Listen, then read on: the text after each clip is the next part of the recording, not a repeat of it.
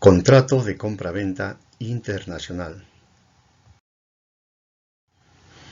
El objetivo de la presente clase consistirá en conocer y elaborar contratos de compra-venta internacional, contratos de venta de tipo por cláusulas, ese tipo de contrato tradicional, y la otra modalidad de formalizar el contrato, que es una orden de compra.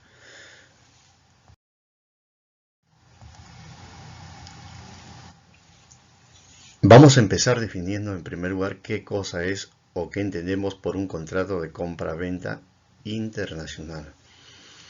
El contrato de compra-venta internacional es un documento mediante el cual exportador e importador se ponen de acuerdo respecto al riesgo y costos que deben asumir cada uno de ellos en la transferencia de las mercancías que deben lógicamente pasar de una aduana a otra.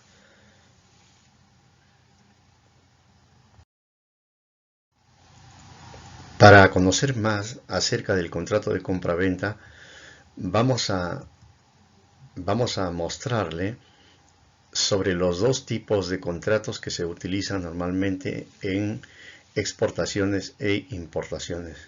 Aquí estamos viendo en la imagen dos tipos. El contrato de venta internacional con cláusulas, que es similar a un contrato que nosotros corrientemente vemos en el comercio, digamos, nacional, cuando hacemos un contrato para comprar cualquier cosa, ya sea digamos, un vehículo o a un particular o un alquiler de una casa. Ponemos el contrato, en el contrato va el nombre del contratante y el contratado, y van las cláusulas del contrato. Asimismo, en este contrato de compra-venta internacional van los datos del comprador y del vendedor, y además las cláusulas que van a regir ese contrato. Esa es una modalidad, es la modalidad tradicional. Y luego tenemos la otra, conocida como orden de compra internacional. La orden de compra internacional es un documento también formal que utilizan las empresas para realizar sus compras. Lo emite normalmente el comprador, es decir, el importador.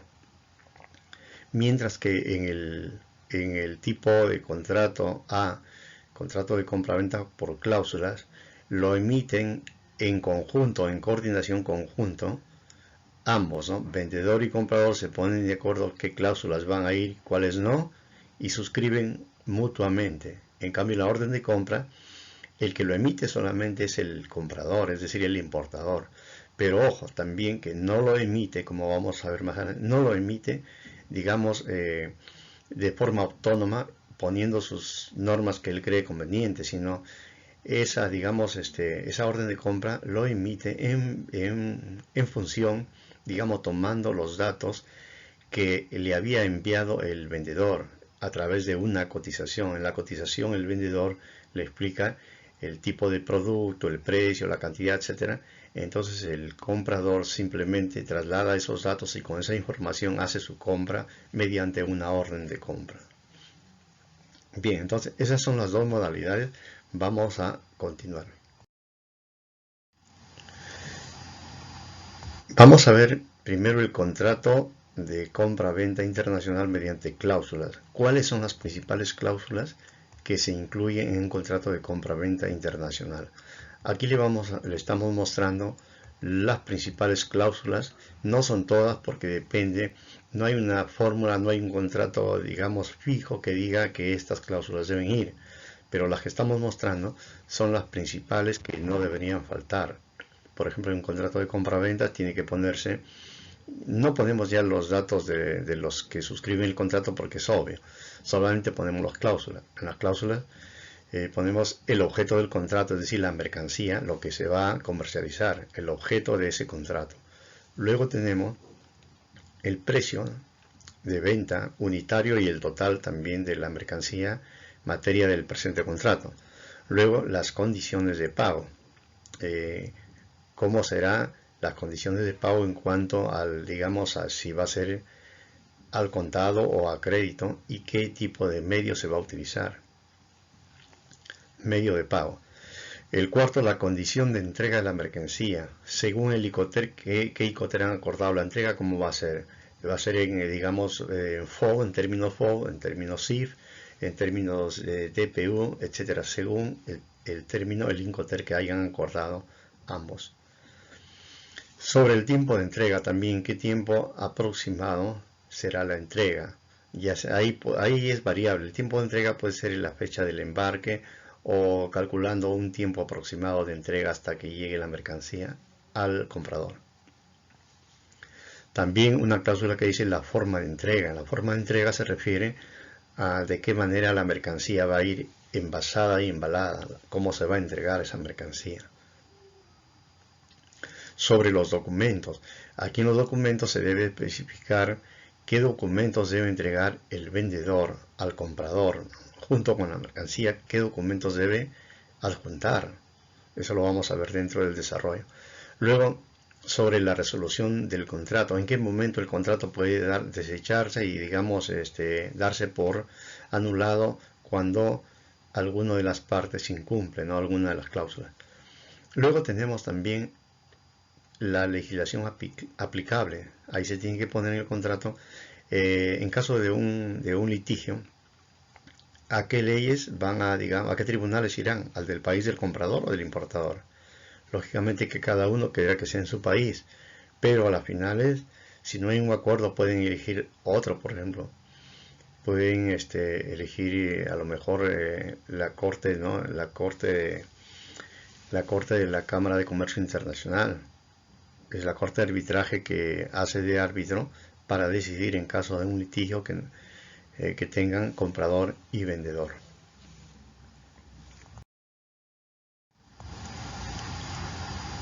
Aquí tenemos una orden de compra internacional, por ejemplo, ¿no? El formato, bueno, varía en función a las necesidades y a la costumbre, cómo se realiza en cada país, ¿no? Eso ya puede variar, pero lo importante es que se tiene que escribir la mercancía, la cantidad, el precio unitario y total. En el caso de esta orden de compra, es muy distinto. Por ejemplo, en la orden de compra aquí ustedes pueden observar no hay cláusulas. Entonces, ¿cómo debe hacer el comprador para que, digamos, dentro de la orden de compra se especifique cómo va a entregar la mercadería, el medio de pago? Entonces tiene que verse, el que elabora la orden de compra, en este caso el comprador, tiene que ver cómo en su orden de compra introduce en alguna línea, en algún apartado, tiene que introducir todo, digamos, todo lo que debería ponerse para que, digamos, su compra sea efectiva y no haya, digamos, alguna desviación en caso de incumplimiento de parte del exportador, del vendedor.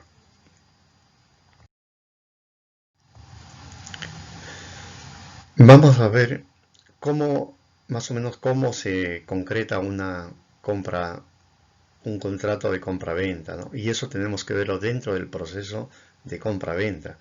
El contrato viene a ser la conclusión, es decir, la formalización de una venta que han acordado, de una compra-venta que han acordado vendedor y comprador en el ámbito internacional. Vamos a ver, se puede identificar 4 pasos. Primero, el contacto inicial, luego viene la siguiente fase de negociación, tercero, formalizan la compra-venta y finalmente ejecutan la compra-venta. Ese es el proceso de la compra-venta. El contrato de compra-venta, ¿en cuál de esas fases se realiza? Se realiza en el punto 3, en la formalización. La formalización de la compra-venta internacional se realiza o bien mediante un contrato de compra-venta de cláusulas o de otra forma a través de una orden de compra que emita el comprador. Son 2 formas de formalizar. Lo vamos a ver en el siguiente gráfico, en la cual mostramos el proceso de la compra-venta ya en forma más detallada. En este gráfico vamos a ver las fases que hemos descrito anteriormente. Aquí están las 4 fases: contacto inicial, negociación, formalización de la compra-venta y ejecución. ¿Cómo se inicia o digamos qué acciones se realizan dentro del contacto inicial? En el contacto inicial se refiere al contacto entre vendedor y comprador de diferentes países. Aquí en el ejemplo estamos viendo que un exportador peruano tiene un contacto con un cliente de Japón. Aquí no indica quién contacta a quién inicia el contacto inicial. Normalmente lo realiza el vendedor, pero también puede darse caso que sea el importador. Luego viene la negociación. Una vez que han tenido contacto inicial, el exportador ofreciendo productos o servicios y el comprador, viendo las ofertas que le realiza el exportador. En este caso, cuando recibe esa oferta, esa conocida como cotización de parte del vendedor, entonces empieza la fase de negociación. Aquí en la fase de negociación vemos que el vendedor ha emitido una cotización, ha enviado una cotización al comprador, ¿no? Normalmente un comprador cuando pide cotizaciones no pide a una sola empresa, a un solo exportador, puede pedir a dos o más, ¿no? Entonces para que después compare y elija el mejor. Entonces aquí estamos viendo la cotización de un vendedor. Un vendedor entrega la cotización al comprador. El comprador lo analiza si le interesa y si puede negociar, si puede lograr mejores condiciones, podrá solicitar a lo mejor un descuento, alguna promoción, alguna oferta, algo, o que mejore la calidad de su producto. Y de esa manera la negociación puede dar lugar a la elaboración de 2 o 3 cotizaciones de parte del vendedor, porque el vendedor va a tener que rehacer su cotización ante, la solicitud del comprador. Y si el vendedor quiere realizar la venta, le interesa, podrá hacer alguna oferta, modificar algo para que lleguen a un acuerdo.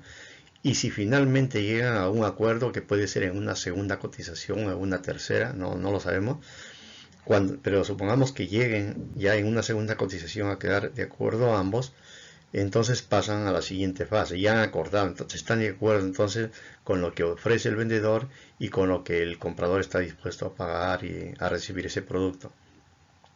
Entonces pasan a una segunda fase ya para formalizar bien. Yo estoy de acuerdo con lo que tú me has ofrecido y bueno, pero ahora necesito garantía de que esto se deba de cumplir, ¿no? Yo te voy a pagar el producto y tú tienes que entregarme la mercancía que me has ofrecido en tales condiciones.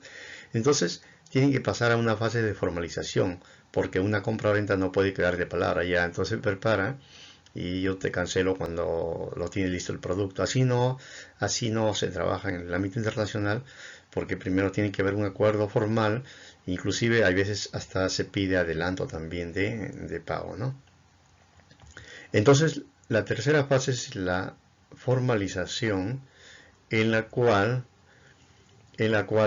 vendedor y comprador se ponen de acuerdo las obligaciones que ambos deben de tener en ese contrato, si es que es un contrato por cláusula, ¿no? Si es que es un contrato por cláusula.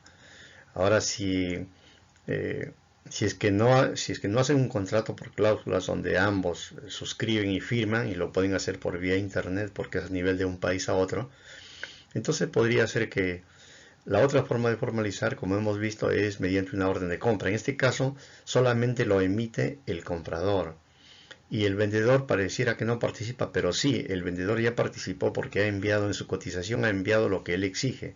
Él vende a un precio, va a vender tal cantidad, quiere que le paguen, mediante un depósito bancario o mediante una carta de crédito y que tiene que ser al contado, etc. Entonces eso, en la orden de compra, el comprador tiene que poner ahí que acepta esas condiciones, envía la orden de compra al vendedor. Entonces el vendedor ya tiene la seguridad de que ha sido aceptado, e inclusive mucho más. El vendedor puede exigir, por ejemplo, que para empezar a fabricar su pedido tiene que, garantizar el pago. Entonces le va a solicitar una carta de crédito a lo mejor a favor del vendedor, para que de esa manera el vendedor se sienta ya, seguro de que el dinero va a estar en un banco seguro, y que él, en cuanto entregue, cumpliendo no todo lo que del pedido, entonces le va a ser cancelado.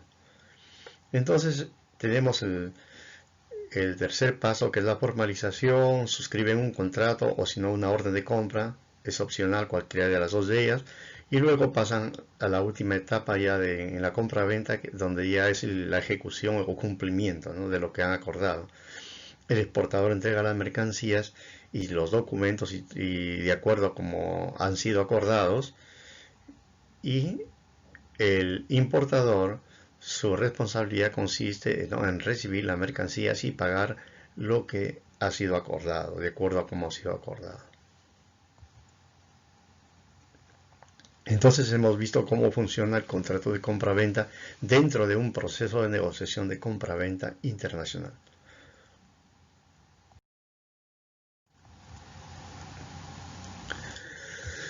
Bien, aquí ya describimos de manera literal, tácita, lo que ya le hemos explicado previamente. De todas formas vamos a registrarlo para que quede en el conocimiento grabado en cada uno de ustedes. El contacto inicial, recordemos, es la relación inicial de las negociaciones de compra-venta y tiene que ver con el ofrecimiento de los productos o mercancías que vende el exportador, y normalmente el contacto inicial lo inicia el vendedor, aunque también lo realiza en algunos casos el importador cuando está necesitado y le urge, ¿no?, la obtención de esa mercancía. En el segundo paso, la negociación de la cotización. La segunda fase se llama negociación ¿de qué? De la cotización, ¿no? La cotización es lo primero que envía el vendedor, ¿no?, y va dirigida a una persona y empresa que es compradora o importadora, ¿no? Es una propuesta que da el vendedor, una propuesta, una oferta concreta de lo que está vendiendo, ¿no? Y se caracteriza porque esta cotización podría ser aceptada como también rechazada. Se acepta, se negocia, luego puede ser rechazada o como aceptada. Esas posibilidades hay.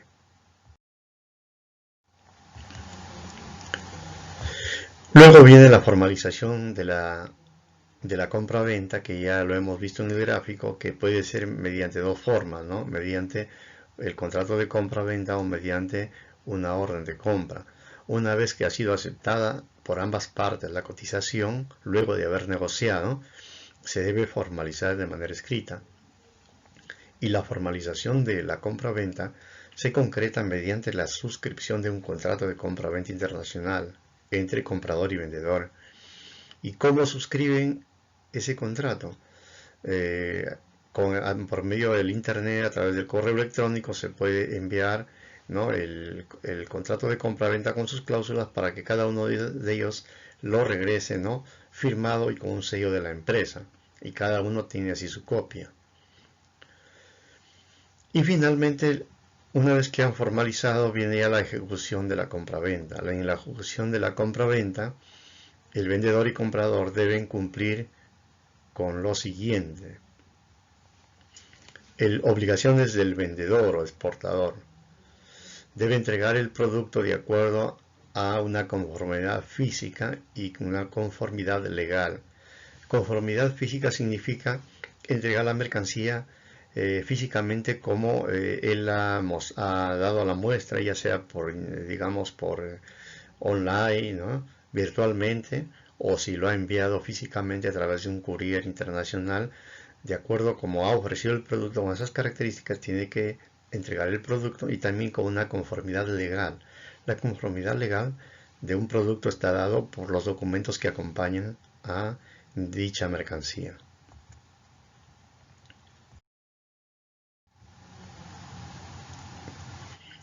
También el vendedor, su responsabilidad es entregar la documentación solicitada.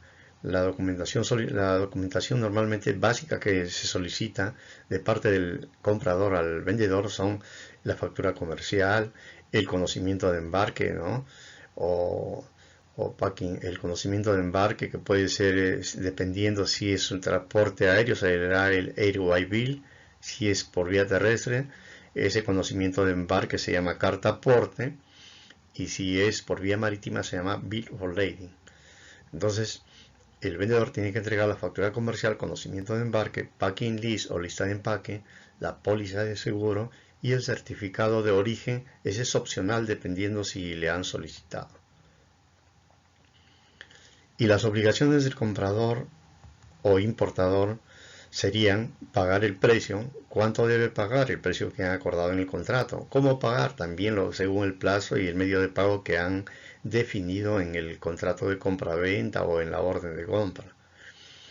Y también otra obligación es recepcionar la mercancía, recibirlas y con todos los documentos, y también el pagar los derechos arancelarios e impuestos. El importador tiene que pagar en su país los impuestos arancelarios de esa importación.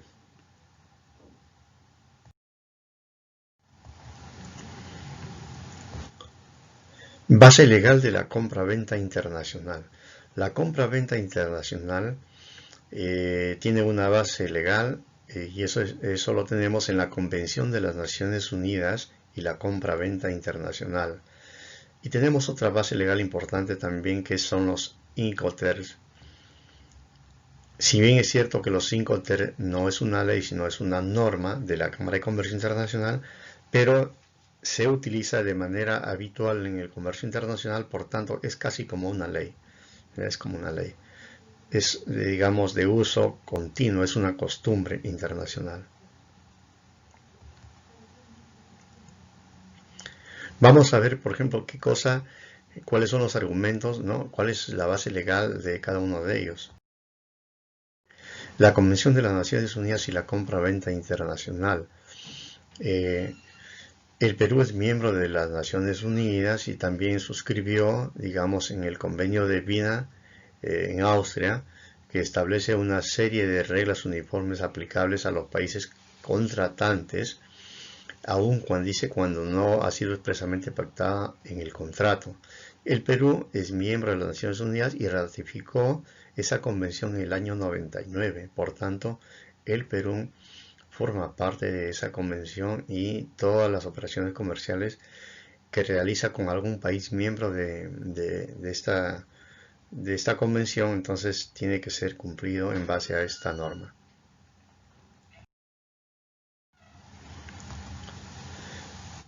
La Convención de las Naciones Unidas sobre contratos de compra-venta internacional, en el artículo 9, vamos a la lectura porque es importante. Miren, aquí dice que las partes, es decir, comprador y vendedor, quedarán obligadas por cualquier uso en que hayan convenido y por cualquier práctica que hayan pactado entre ellas.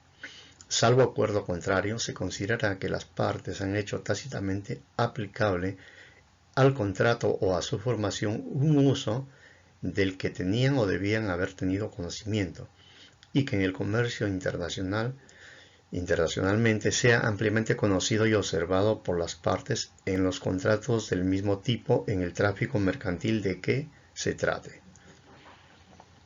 Quiere decir que este artículo nos dice que también, digamos, si comprador y vendedor, exportador e importador han acordado por cualquier medio, ya sea escrito o por vía virtual o por teléfono, y ha sido grabado y se puede probar, entonces eso queda ya tácitamente como algo legalmente acordado.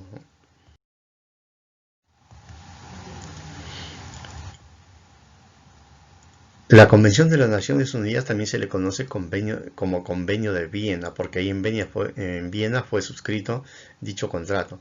El Convenio de Viena explica lo siguiente: regula la formación del contrato de compra-venta, ¿no? La Convención de Viena o la Convención de las Naciones Unidas lo que regula es la formación, cómo se formaliza, cómo se forma el contrato de compra-venta, y también regula los derechos y obligaciones de ambas partes.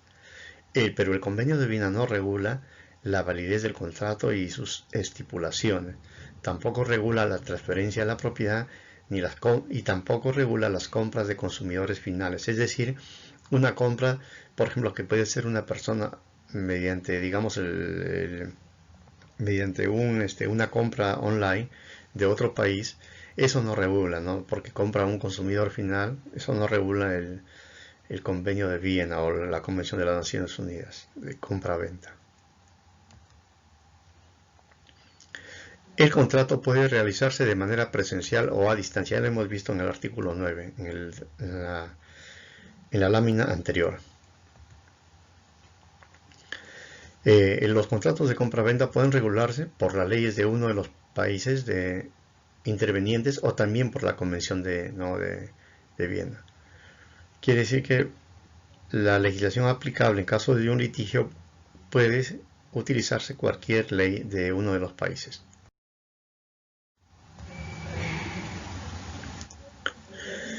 Luego, la otra norma que estamos hablando que rige el contrato de compra-venta son los Incoterms. Esto es una norma internacional debidamente aceptada, en la cual significa cada Incoterm representa los términos del contrato de compra-venta internacional, y eso significa que cada vendedor y comprador deben conocer los términos. Si no conoce, lamentablemente, la legislación se va a basar en esto. Debería, es obligación conocerlo o asesorarse con alguna persona que conozca estos términos para que les pueda orientar en el tipo de término de comercio, de compra que deberían, digamos, acordar, ¿no? ¿Y qué cosa regula los Incoterms? ¿Sobre qué cosa regula? Aquí hay varios temas, ¿no? Por ejemplo, los Incoterms regulan la forma y el lugar de la entrega de las mercancías. ¿Dónde va a ser entregado? ¿En el país del exportador o en el país del importador? ¿Por qué medio de transporte? Etcétera. Los costos que deben asumir vendedor y comprador. ¿Quién asume, por ejemplo, los trámites aduaneros? ¿Quién asume el transporte internacional, marítimo, aéreo, lo que sea? Entonces, todos los costos ahí regula qué costos debe asumir cada una de las partes. También regula la transmisión del riesgo de la mercancía, es decir, en qué momento el riesgo pasa del vendedor al comprador, en qué momento el vendedor ya se libra de toda responsabilidad en caso que sufra un siniestro la mercancía hasta llegar al país del comprador. También regula, digamos, la responsabilidad de una de las partes de realizar el despacho aduanero, ¿no? O gestiones aduaneras, bien sea de exportación o importación. Regula también los documentos que debe entregar el vendedor. Ya lo hemos visto, ¿no? En el contrato de compraventa también, cuáles son los documentos que debería entregar el exportador.